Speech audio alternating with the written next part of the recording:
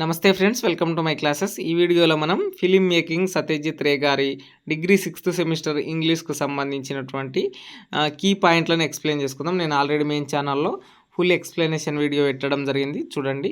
Only key పాయింట్లను చూద్దాం. సత్యజిత్ రే గారు దీంట్లో అంటే ఈ లెసన్లో ఏం చెప్పిండంటే, సో ఇది అవర్ ఫిలిమ్స్ దేర్ ఫిలిమ్స్ అనేటటువంటి బుక్ నుంచి తీసుకోవడం జరిగింది. ఆయన ఇండియన్ ఫిల్మ్ మేకర్, అంటే డైరెక్టర్, పతర్ పాంచాలి మూవీ తీసినటువంటి వ్యక్తి, బెంగాలీ ఫిలిం ఇండస్ట్రీకి సంబంధించినటువంటి వ్యక్తి.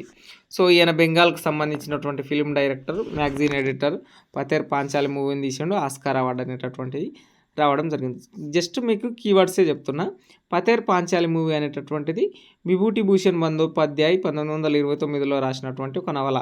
దీన్ని సత్యజిత్ రే గారు చదివి ఇన్స్పైర్ అయ్యి ఒక 3 సినిమాలు తీసిండు. పతర్ పాంచాలి, అపరాజితో, అపూర్ సంసార్.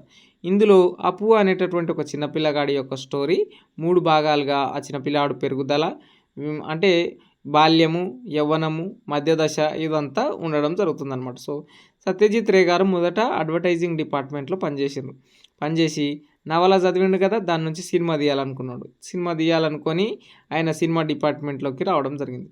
సో పతర్ పాంచాలి మూవీని అపు అనేటటువంటి పిల్లగాడు హ్యూమన్ ఎమోషన్ని మొత్తం కలెక్ట్ చేసుకునే విధంగా ఫస్ట్ సీన్ని షూట్ చేయడం జరిగింది. ఒక చిన్నపిల్లగాడు ఒక పెద్ద గడ్డిలో వాళ్ళ అక్కని వెతుక్కుంటూ వెళ్ళేటట్లు ఈ కథ ప్రారంభం కావడం జరుగుతుంది. హ్యూమన్ ఎమోషన్ని క్యాప్చర్ చేయాలని అనుకుంటాడు.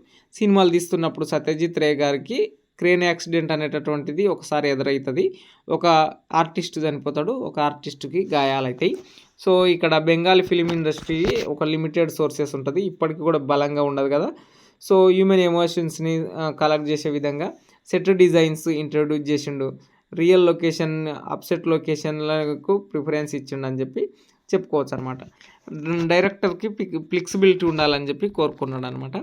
అట్లాగే ఈయన ఏదైతే కొంతమంది యాంటోనీ మరియు ఫెలినీల నుంచి ఇన్స్పైర్ అయ్యిండు, కానీ పర్సనల్ ఎక్స్పీరియన్సే విలువైనవి అని చెప్పి చెప్పిండు అనమాట.